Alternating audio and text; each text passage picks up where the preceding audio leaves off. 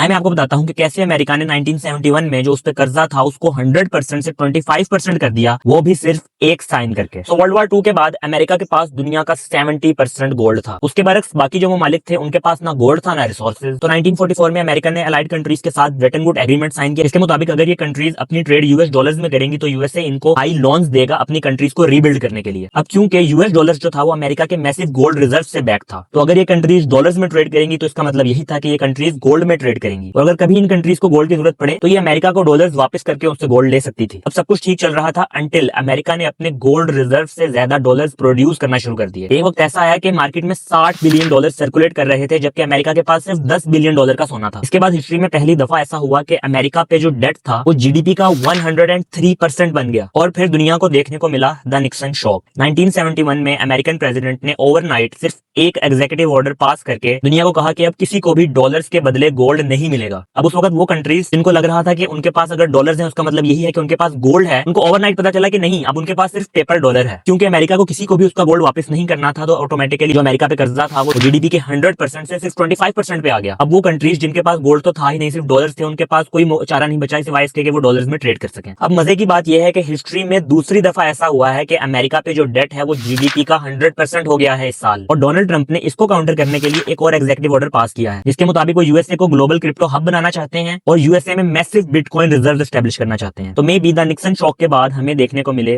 The Trump shock. वो countries जो paper dollar reserve रख के बैठी हुई हैं और वो कंट्रीज जो डॉलर के मुकाबले में अपनी करेंसी लॉन्च करना चाह रही हैं, उन्हें ओवरनाइट पता चले कि अब तो ग्लोबल ट्रेड पेपर डॉलर में नहीं बल्कि क्रिप्टो करेंसी में होगी।